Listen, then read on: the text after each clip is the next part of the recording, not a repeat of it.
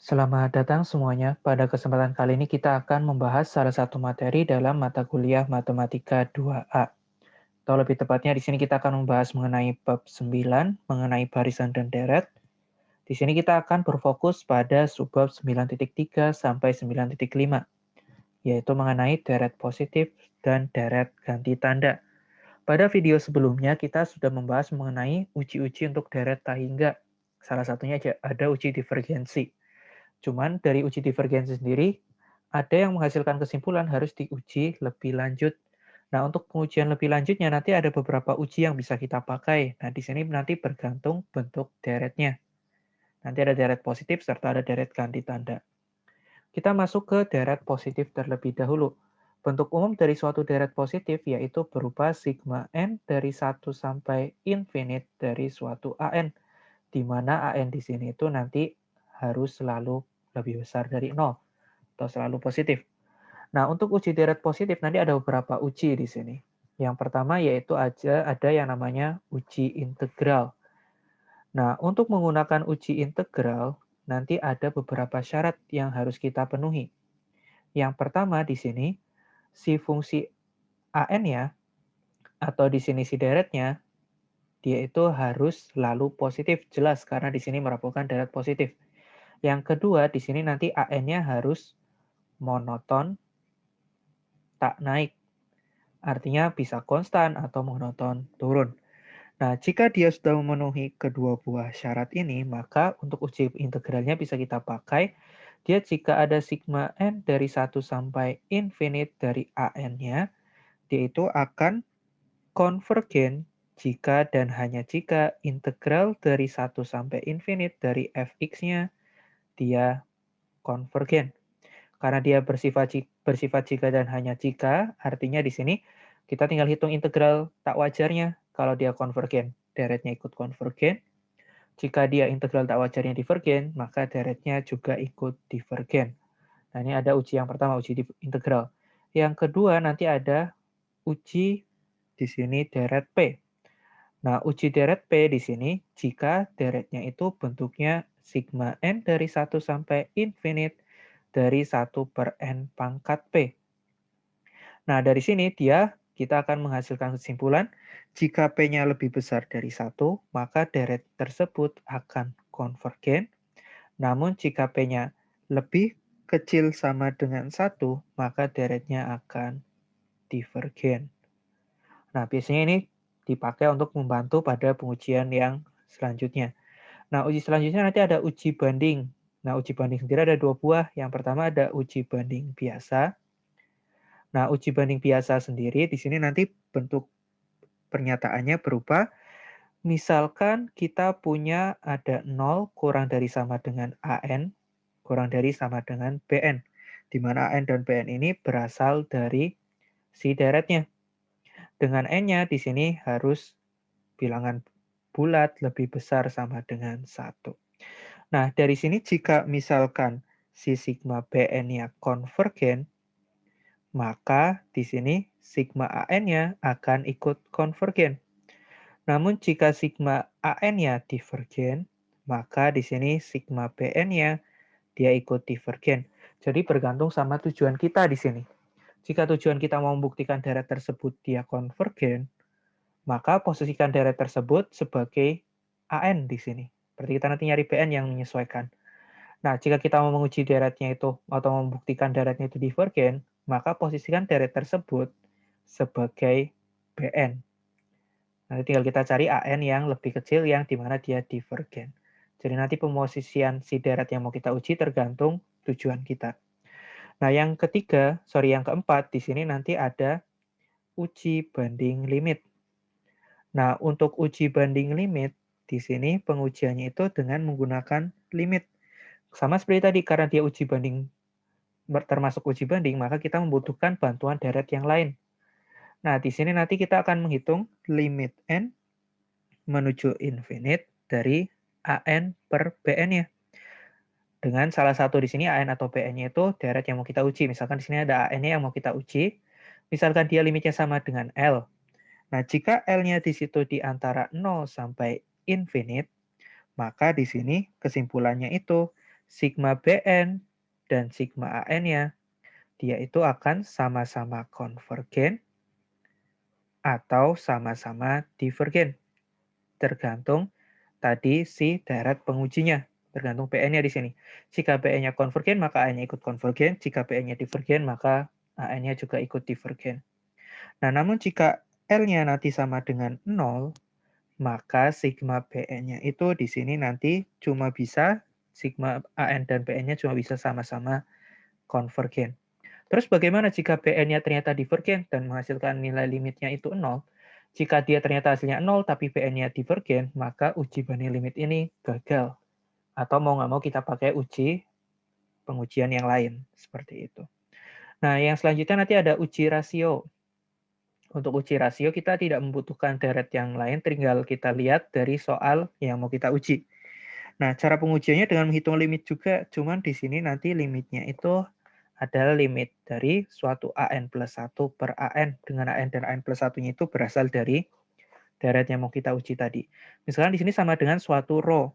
Jika row-nya kurang dari 1, maka deretnya itu akan konvergen. Jika row-nya lebih besar dari 1, deretnya akan divergen. Namun jika si row-nya sama dengan 1, maka tidak ada kesimpulan atau tidak dapat diambil kesimpulan. Nah, kalau nggak bisa diambil kesimpulan, berarti bagaimana? Ya, mau nggak mau, di situ harus pakai uji yang lain. Bisa pakai uji integral, atau uji banding biasa, atau yang uji banding limit. Seperti itu. Nah, ini kalau misalkan bentuknya deretnya itu deret positif. Nah, sekarang kita ada deret ganti tanda. Deret ganti tanda secara umum nanti bentuk deretnya itu berupa sigma n dari 1 sampai infinite dari min 1 pangkat sesuatu. Di sini sesuatunya biasanya n plus 1. Namun kadang juga ada ditulis dengan A, si min 1 pangkat n dikali dengan suatu AN. Jadi di sini ada tambahan min 1 pangkat sesuatunya. Nah, karena di sini kalau min 1 pangkat sesuatu, di sini bisa positif, bisa negatif, tergantung nanti n ya. Makanya di sini deretnya namanya deret ganti tanda. Nah, yang pertama dari deret ganti tanda, di sini nanti ada uji DGT atau uji deret ganti tanda. Nah, untuk uji DGT di sini, kita berbunyi suatu deret atau sigma n dari 1 sampai infinite dari min 1 n plus 1 an akan konvergen jika di sini memenuhi 3 kondisi. Yang pertama itu an-nya lebih besar sama dengan 0. Yang kedua, di sini an-nya harus monoton turun. Dan yang ketiga, si limit n menuju infinite-nya dari si an tersebut harus sama dengan 0. Jika memenuhi ketiga kondisi ini, maka dia itu deretnya akan konvergen. Nah, jika tidak, ya udah berarti dia nanti deretnya kita nggak bisa ambil kesimpulan apapun dari deret tersebut. Nah, sekarang yang kedua.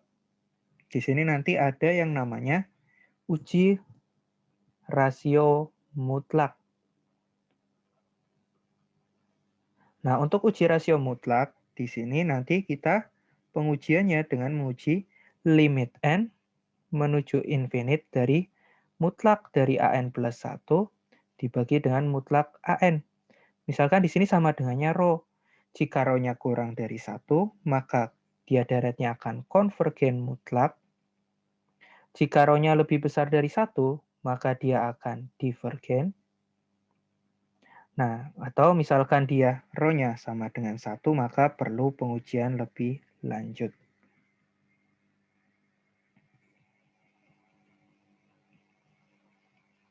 Nah, di sini juga ada sebuah teorema yang menyatakan bahwa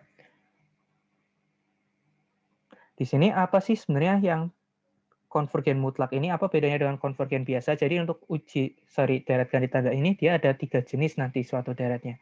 Yang pertama itu dia akan divergen. Secara umum jika dia itu nanti, ya DGT-nya dia divergen, atau sigma min 1 pangkat n plus 1 an-nya itu divergen. Yang kedua di sini, tadi ada konvergen mutlak. Artinya konvergen mutlak di sini itu kalau terpenuhi sigma n dari 1 sampai infinite dari min 1 pangkat n plus 1 an-nya konvergen. Nah, dan di sini sigma n dari 1 sampai infinite dari an-nya saja juga konvergen. Artinya ada min 1 pangkat N plus 1 atau enggaknya, dia nggak berpengaruh, dia tetap konvergen. Nanti namanya konvergen mutlak. Nanti ada satu lagi di sini, ada konvergen bersyarat. Nah, untuk konvergen bersyarat di sini terjadi jika sigma N dari 1 sampai infinite, dari min 1 pangkat N plus 1 dari AN-nya nanti di sini konvergen, cuman di sini nanti kalau dia min satunya kita hilangkan atau sudah menjadi deret positif, dia menjadi divergen. Ini namanya konvergen bersyarat. Artinya cuma DGT-nya saja yang konvergen, tapi uji deret positifnya nanti dia divergen. Nah, nanti di sini ada galat juga.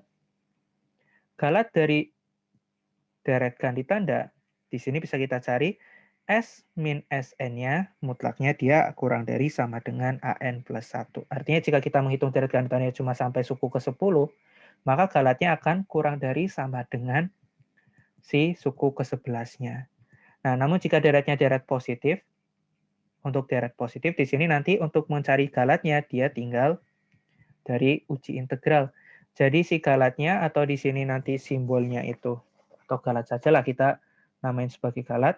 Nah, galat dari suatu deret positif atau di sini yang sama kayak tadi S min Sn-nya, dia akan kurang dari sama dengan integral dari n sampai infinite dari fx dx. Nah, ini tergantung dihitungnya sampai suku ke berapa. Kalau sampai suku ke-10 berarti tinggal integral dari 10 sampai infinite dari fx-nya. Itu untuk galat dari deret positif. Oke, sekarang kita masuk ke contoh soalnya. Kita masuk ke contoh yang pertama. Di sini ada periksa apakah uji integral dapat diterapkan. Jika bisa, kita disuruh menentukan kekonvergenan deretnya. Artinya kita harus mengecek syarat-syarat dari uji integral tadi. Ada 2 buah. Yang pertama, dia itu harus positif. Nah, kita lihat di situ, AN-nya sama dengan 1 per N kuadrat plus 1. Pembilangnya selalu positif, penyebutnya N kuadrat tambah 1 juga selalu positif. Artinya syarat pertama memenuhi. Nah, sekarang syarat kedua, kemonotonan. Kita lihat dari fx-nya.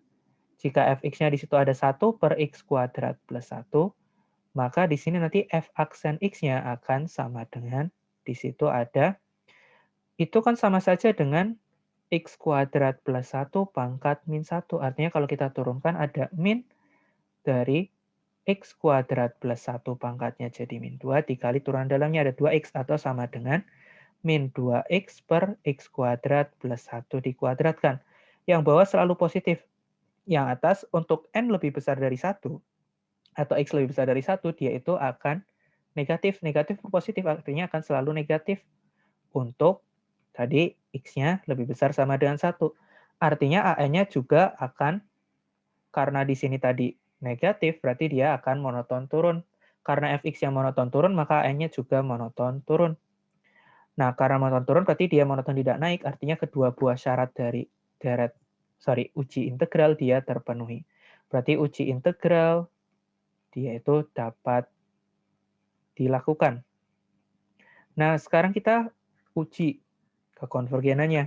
Nah, tadi untuk menguji kekonvergenannya kita tinggal hitung integral dari 1 sampai infinite dari fx-nya menyesuaikan bentuk deretnya. Di situ ada 1 per x kuadrat plus 1. Nah, kalau kita hitung integralnya dia akan menjadi limit limit t menuju infinite karena ini integral tak wajar dari 1 sampai t. Di sini ada 1 per x kuadrat plus 1 dx. Atau di sini nanti jadinya ada limit t menuju infinite. Nah, integralnya akan menjadi arcus tan x. Kita masukkan batasnya ada t dan 1. Kalau misalkan kita masukkan T, kita akan mendapatkan arcus tan T dikurangi arcus tan 1. Nah, kalau kita masukkan limitnya, tan arcus infinite, dia hasilnya adalah pi per 2.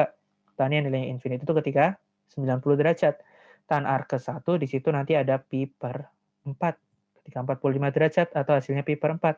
Karena hasilnya suatu bilangan berhingga, maka integral tak wajarnya merupakan integral yang konvergen.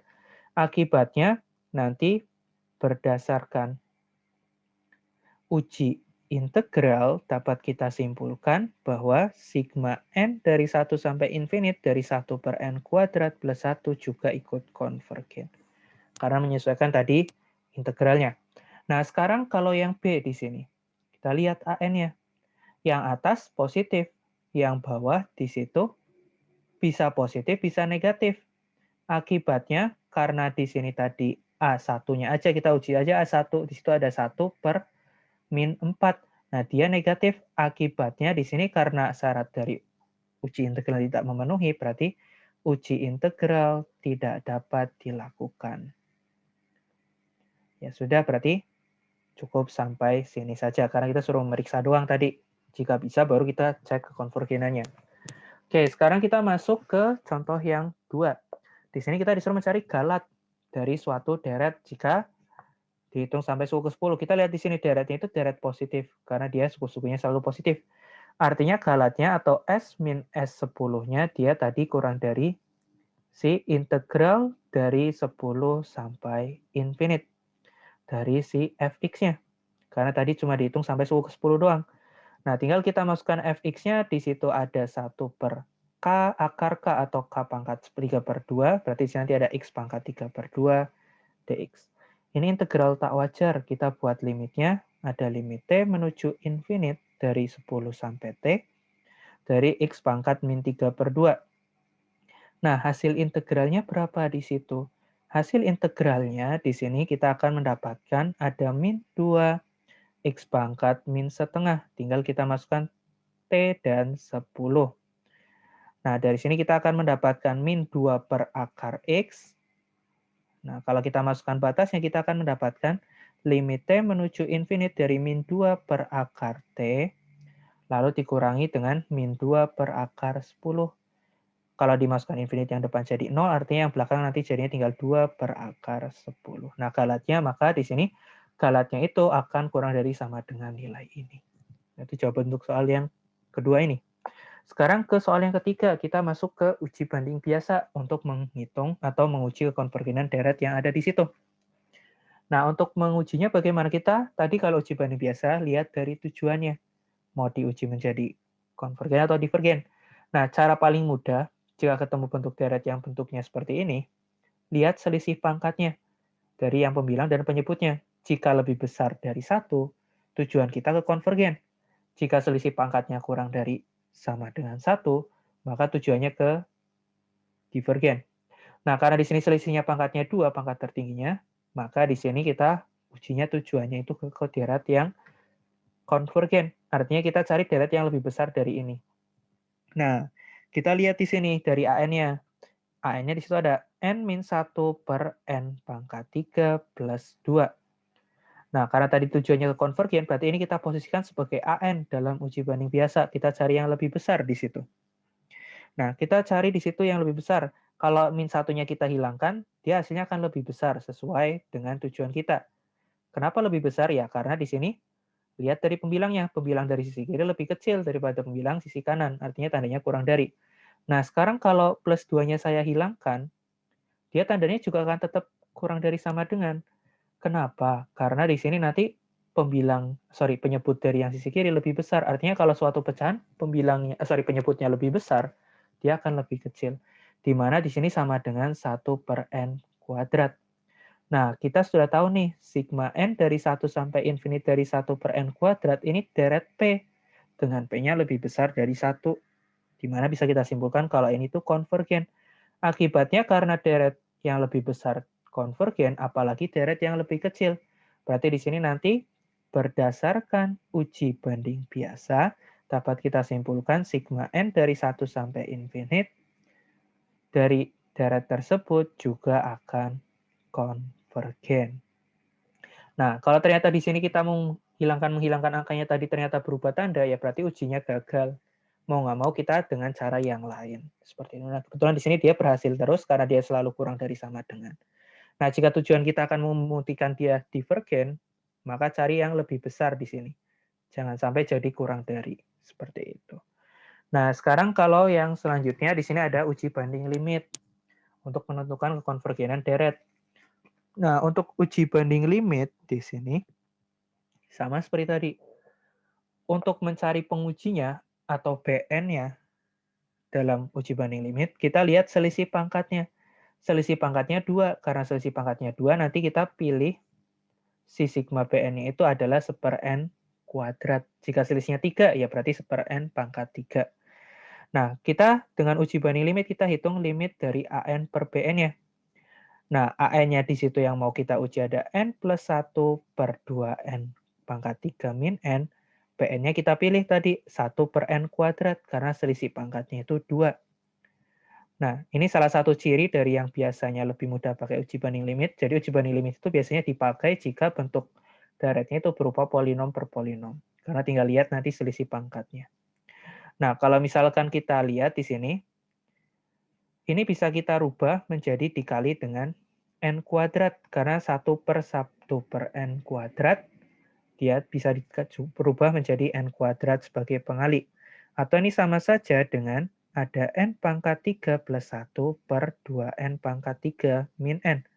Kalau kita hitung limitnya di situ, dia tahingga per tahingga. Cuman kalau kita bagi pangkat tertinggi, kita akan menghasilkan setengah.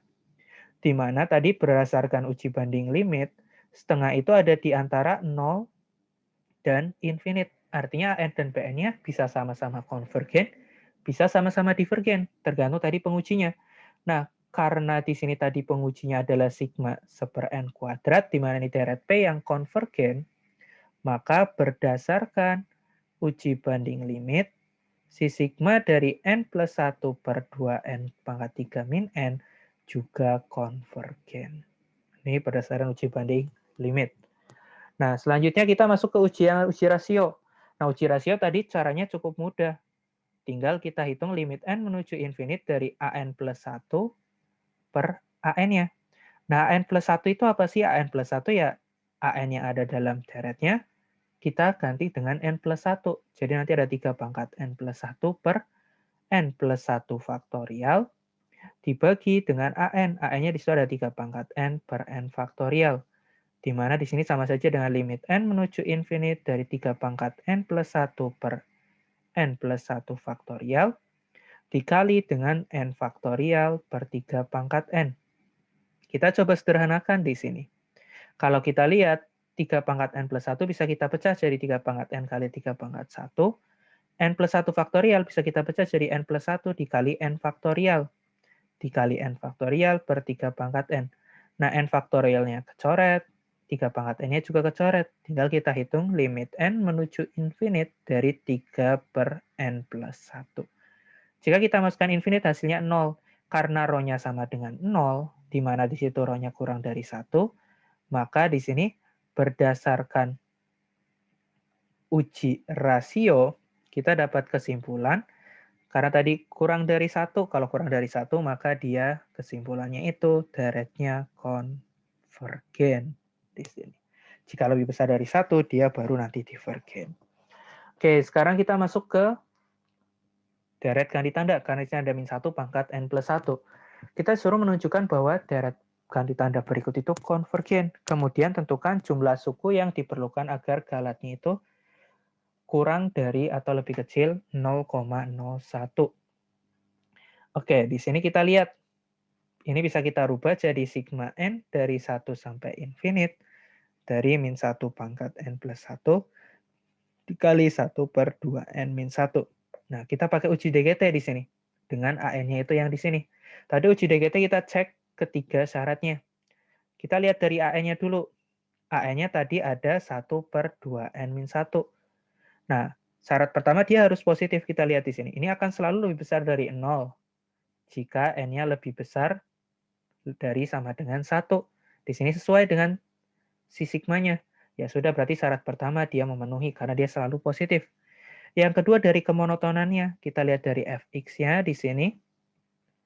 Nah, kalau misalkan kita cari f aksen x-nya, ini sama saja dengan seperti ini. Artinya f aksen x-nya dia akan menjadi min dari 2x min 1 pangkatnya jadi min 2 dikali 2 atau jadinya ada min 2 per 2x min 1 kuadrat.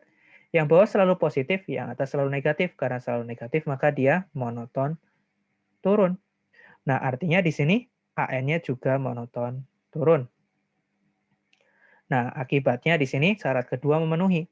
Nah, syarat ketiga tadi disuruh menghitung limit N menuju infinite dari AN-nya. Apakah 0? Nah, jika dia ternyata 0, maka dia syarat ketiganya juga memenuhi. Nah, kalau kita lihat di situ, dia hasilnya ternyata 0. Karena ketiga syaratnya itu memenuhi, maka berdasarkan uji DGT, dia itu bisa kita simpulkan deretnya konvergen. Nah, sekarang kita lanjut ke mencari galatnya. Tadi galat dari uji DGT, galat dari deret ganti tanda, dia berupa kurang dari sama dengan dari si AN plus satunya. Nah, karena di sini pengennya kurang dari 0,01, kita lihat dari AN plus satunya. AN plus satunya jadinya 1 per 2 kali N plus 1, karena N-nya diganti dengan N plus 1, kurang dari 0,01. Atau di sini nanti ada 1 per, kalau 2-nya dikali ke dalam, ada 2N plus 2 dikurangi 1, jadinya 2N plus 1. Si 100 ini 0,01 sama saja dengan 1/100. Akibatnya di sini kita akan mendapatkan 100-nya harus lebih besar dari, 100-nya harus lebih kecil dari 2N plus 1. Ini kalau misalkan kita kali silang.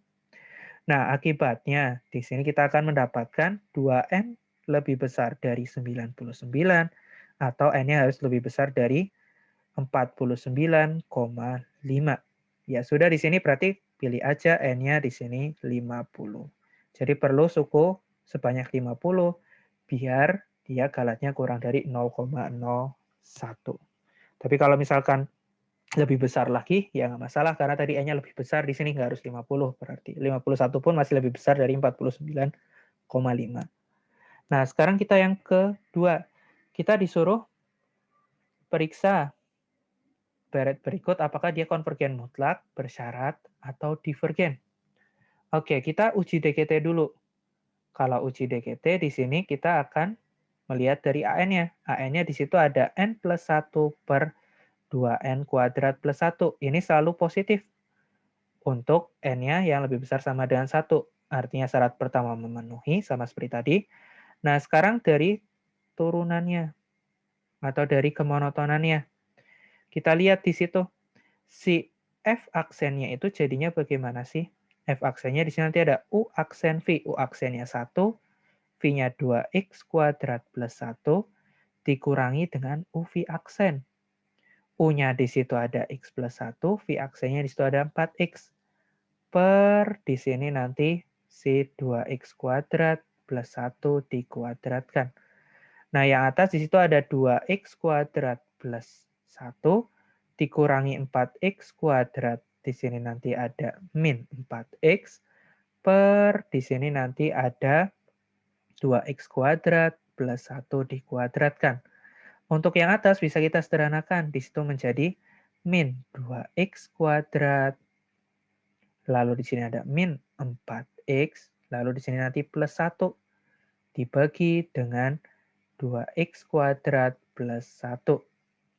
Nah, di sini kita rubah ke min 2-nya bisa saya keluarin untuk yang di depan. Di situ bisa saya rubah jadi kalau misalkan 2-nya dikeluarkan ada X kuadrat min 2X plus setengah. Atau di sini, ini jadinya plus. Dan di sini nanti jadinya minus. Nah, dibagi dengan di sini nanti ada 2X kuadrat plus 1. Nah, kalau kita lihat di sini, dia itu akan menghasilkan 2 dikali ini sama saja dengan X kuadrat plus 2X plus 1 dikurangi dengan 3/2 dibagi dengan 2X kuadrat plus 1 dikuadratkan tadi.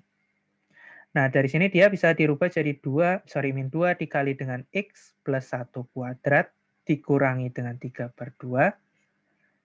Atau di sini nanti kita akan mendapatkan, berarti di sini nanti ada min 2 dikali X plus 1 kuadrat ditambah dengan 3 per di sini nanti ada 2X kuadrat plus 1 kuadrat. Nah, yang bawah selalu positif. Yang atas di sini ada bilangan positif dikali minus, artinya jadinya minus. Untuk X yang lebih besar dari 1, dia akan selalu negatif di sini, yang atasnya. Artinya negatif per positif dia itu nanti negatif, berarti dia nanti Fx-nya itu monoton turun, karena turunannya itu negatif. Akibatnya AN-nya juga akan monoton turun. Nah, berarti di sini nanti syarat kedua memenuhi. Kita tinggal lihat limit N menuju infinite-nya. Limit N menuju infinite dari si AN-nya, kalau kita bagi pangkat tertinggi, dia hasilnya nanti akan 0. Karena ketiga syaratnya memenuhi, berarti dia si deret ganti tandanya, dia itu konvergen karena memenuhi ketiga syarat dari uji DGT. Nah, sekarang kita mau mengujinya, dia konvergennya mutlak atau bersyarat. Berarti kita uji deret positifnya. Kita uji di sigma n dari 1 sampai infinite, jika min satunya kita hilangkan. Nah, kita uji deret ini, misalkan kita pakai uji banding limit untuk uji deret positifnya. Nah, untuk uji banding limitnya di sini, berarti kita pilih Bn-nya. Hitung limit n menuju infinite. An-nya di sini seperti ini. Nah, Bn-nya kita pilih dari selisihnya tadi. Selisihnya ada pangkat 1, berarti diujinya dengan 1 per n. Atau ini sama saja dengan n-nya dikali ke atas. Jadi nanti ada n kuadrat plus n per 2n kuadrat plus 1. Jika kita bagi pangkat tertinggi, hasilnya setengah. Karena di antara 0 sampai infinite, berarti dia sama-sama konvergen atau sama-sama divergen. Tapi karena di sini sigma 1 per n itu deret P yang divergen, karena di situ pangkatnya pangkat 1, n-nya, maka berdasarkan uji banding limit, si sigma n dari 1 sampai infinite dari n plus 1 per 2n kuadrat plus 1 juga ikut divergen. Karena deret DGT-nya itu konvergen, tapi deret banding limitnya itu divergen, maka di sini konvergennya itu adalah konvergen bersyarat di sini. Kita sudah dapat kesimpulan seperti ini. Nah, sekarang kita ke soal selanjutnya. Di sini pakai uji rasio mutlak. Untuk uji rasio mutlak, kita hitung limit n menuju infinite dari mutlak. An-nya di situ berarti dia nanti ada n plus 1 kuadrat per 2 pangkat n plus 1 karena an plus 1 per an-nya. Berarti mutlak dari n kuadrat per 2 pangkat n. Nah, atau di sini bisa kita lihat, dia akan menjadi mutlak dari n plus 1 kuadrat dibagi dengan 2 pangkat n kali 2. Ini kita rubah. Nah, dikali dengan 2 pangkat n per n kuadrat. Ini bisa kita coret.